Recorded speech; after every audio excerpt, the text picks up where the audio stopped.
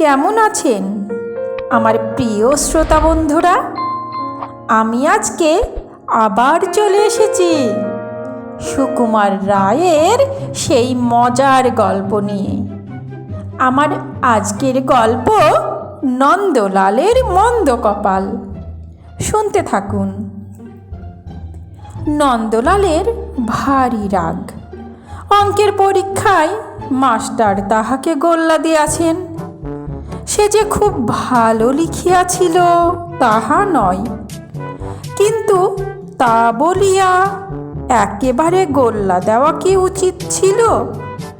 হাজার হোক, সে একখানা পুরা খাতা লিখিয়াছিল তো। তার পরিশ্রমের কি কোনো মূল্য নাই? ওই যে তৈরাসিকের অঙ্কটা, সেটা তো তার প্রায় ঠিকই হইয়াছিল, কেবল একটুখানি হিসেবের ভুল হওয়াতে উত্তরটা ঠিক মেলে নাই। আর ওই যে একটা ডেসিমাল অঙ্ক ছিল, সেটাতে গুণ করিতে গিয়া সে ভাগ করিয়া বসিয়াছিল। তাই বলিয়া কি একটা নম্বরও দিতে নাই? আরও অন্যায় এই যে কথাটা মাস্টার মহাশয় ক্লাসের ছেলেদের কাছে ফাঁস করিয়া ফেলিয়াছেন কেন? আর একবার হরিদাস যখন গোল্লা পাইয়াছিল, তখন তো সে কথাটা রাষ্ট্র হয় নাই।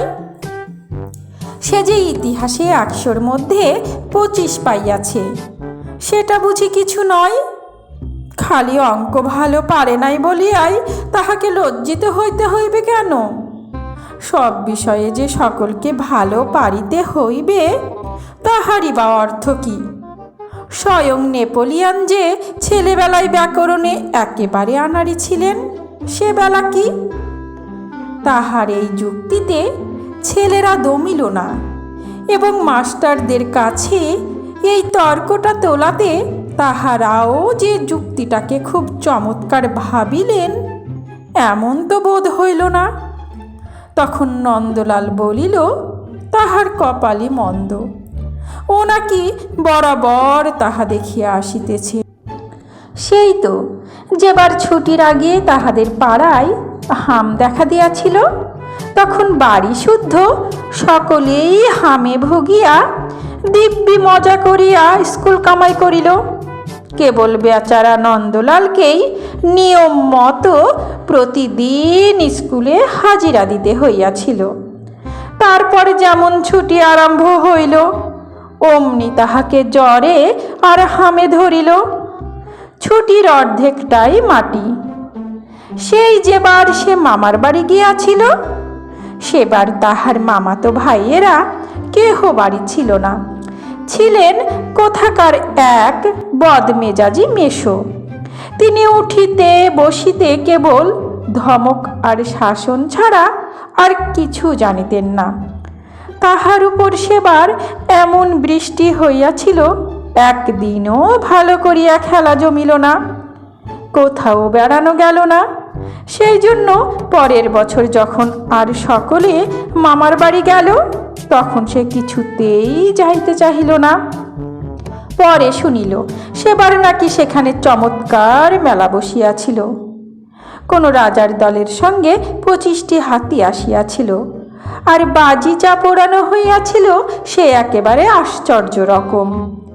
নন্দলালের ছোট ভাই যখন বারবার উৎসাহ করিয়া তাহার কাছে এই সকলের বর্ণনা করিতে লাগিল, তখন নন্দ তাহাকে এক চড় মারিয়া বসিল। যা যা, মেলা বকবক করিস নে। তাহার কেবল মনে হইতে লাগিল সেবার যে মামার বাড়ি গিয়াছিল তাও ঠকিল, আর এবার না গিয়াও ঠকিল।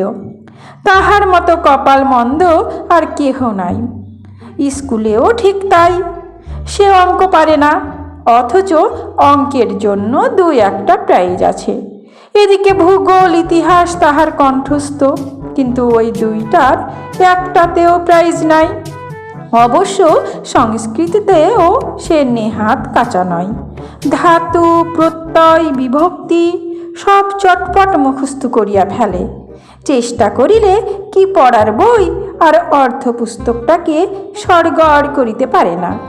ক্লাসের মধ্যে ক্ষুদিরাম একটু আধটু সংস্কৃত জানে, কিন্তু তাহা তো বেশি নয়।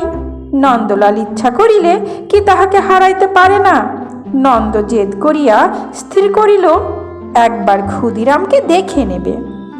ছোকরা এবছর সংস্কৃতের প্রাইজ পেয়ে ভারী দেমাক করছে, আবার অঙ্কের গোল্লার জন্য আমাকে খোঁটা দিতে এসেছিল। আচ্ছা, এবার দেখা যাবে। নন্দলাল কাহাকেও না জানাইয়া সেই দিন হইতেই বাড়িতে ভয়ানকভাবে পড়িতে শুরু করিল। ভোরে উঠিয়াই সে হস্তি হস্ত হসন্তি শুরু করে। রাত্রেও অস্তি গোদাবরী তীরে বিশাল শালমলি তরু বলিয়া ঢুলিতে থাকে, কিন্তু ক্লাসের ছেলেরা এ কথার বিন্দু বিসর্গও জানে না। পণ্ডিত মহাশয় যখন ক্লাসে প্রশ্ন করেন তখন মাঝে মাঝে উত্তর জানিয়াও সে চুপ করিয়া মাথা চুলকাইতে থাকে, এমনকি কখনো ইচ্ছা করিয়া দুই একটা ভুল বলে। পাছে ক্ষুদিরাম তার পড়ার খবর টের পাইয়া আরও বেশি করিয়া পড়ায় মন দিতে থাকে। তাহার ভুল উত্তর শুনিয়া ক্ষুদিরাম মাঝে মাঝে ঠাট্টা করে। নন্দলাল তাহার কোনো জবাব দেয় না। কেবল ক্ষুদিরাম নিজে যখন এক একটা ভুল করে তখন সে মুচকি মুচকি হাসে আর ভাবে, পরীক্ষার সময় অমনি ভুল করলেই এবার ওকে সংস্কৃতের প্রাইজ পেতে হবে না। ওদিকে ইতিহাসের ক্লাসে নন্দলালের প্রতিপত্তি কমিতে লাগিল, কারণ ইতিহাস আর ভূগোল নাকি একরকম, শিখিলেই পাশ করা যায়। তাহার জন্য নন্দর কোনো ভাবনা নাই। তাহার সমস্ত মনটা রহিয়াছে ওই সংস্কৃত পড়ার উপরে, অর্থাৎ সংস্কৃত প্রাইজটার উপরে। একদিন মাস্টার মহাশয় বলিলেন, কি হে নন্দলাল, আজকাল বুঝি বাড়িতে কিছু পড়াশোনা করো না? সব বিষয়ে যে তোমার এমন দুর্দশা হচ্ছে, তার অর্থ কি? নন্দ আর একটু হইলেই বলিয়া ফেলিত, আজ্ঞে সংস্কৃত পড়ি, কিন্তু কথাটাকে হঠাৎ সামলাইয়া, আজ্ঞে সংস্কৃত না, সংস্কৃত নয় বলিয়া সে থতমত খাইয়া গেল। ক্ষুদিরাম তাড়াতাড়ি বলিয়া উঠিল, কই, সংস্কৃতেও তো কিছু পারে না। শুনিয়া ক্লাস শুদ্ধ ছেলে হাসিতে লাগিল। নন্দ একটু অপ্রস্তুত হইল বটে, কিন্তু সেই সঙ্গে হাঁপ ছাড়িয়া বাঁচিল। ভাগ্যিস তাহার সংস্কৃত পড়ার কথাটা ফাঁস হইয়া যায় নাই। দেখিতে দেখিতে বছর কাটিয়া আসিল। পরীক্ষার সময় প্রায় উপস্থিত। সকলে পড়ার কথা, পরীক্ষার কথা আর প্রাইজের কথা বলা বলি করিতেছে। এমন সময় একজন জিজ্ঞাসা করিল, কি হে নন্দ, এবার কোন প্রাইজটা নিচ্ছ? ক্ষুদিরাম নন্দর মতো গলা করিয়া ঘাড় নাড়িয়া বলিল, আজ্ঞে সংস্কৃত না, সংস্কৃত নয়। সকলেই হাসিল। নন্দ খুব উৎসাহ করিয়া সে হাসিতে যোগ দিল। মনে মনে ভাবিল, বাছা ধন, এ হাসি আর তোমার মুখে বেশি দিন থাকছে না। যথাসময়ে পরীক্ষা আরম্ভ হইল এবং যথাসময়ে শেষও হইল। পরীক্ষার ফল জানিবার জন্য সকলে আগ্রহ করিয়া আছে। নন্দ রোজ নোটিশ বোর্ডে গিয়া দেখে তাহার নামে সংস্কৃত প্রাইজ পাওয়ার কোনো বিজ্ঞাপন আছে কিনা। তারপর একদিন হেডমাস্টার মহাশয় এক তাড়া কাগজ লইয়া ক্লাসে আসিলেন। আসিয়াই তিনি গম্ভীরভাবে বলিলেন, এবার দু একটা নতুন প্রাইজ হয়েছে, আর অন্য বিষয়েও কোনো কোনো পরিবর্তন হয়েছে। এই বলিয়া তিনি পরীক্ষার ফলাফল পড়িতে লাগিলেন। তাহাতে দেখা গেল ইতিহাসের জন্য কে যেন একটা রূপার মেডেল দিয়াছেন।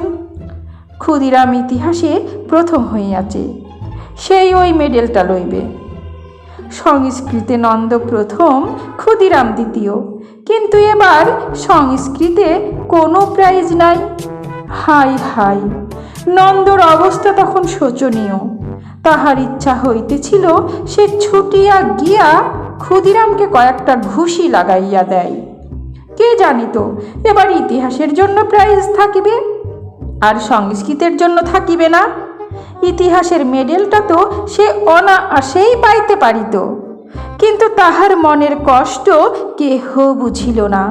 সবাই বলিল বেড়ালের ভাগ্যে শিকে ছিঁড়েছে, কেমন করে ফাঁকি দিয়ে নম্বর পেয়েছে। দীর্ঘশ্বাস ছাড়িয়া নন্দ বলিল, কপাল মন্দ। সমাপ্ত। গল্প নন্দলালের মন্দ কপাল। কলমে সুকুমার রায়, কণ্ঠে আমি রোজি। আমার গল্প পাঠ আপনাদের যদি ভালো লেগে থাকে তাহলে চ্যানেলটা সাবস্ক্রাইব করে পাশে থাকবেন। বড়দের প্রণাম আর ছোটদের ভালোবাসা জানিয়ে আমি আজকের মতো বিদায় নিলাম।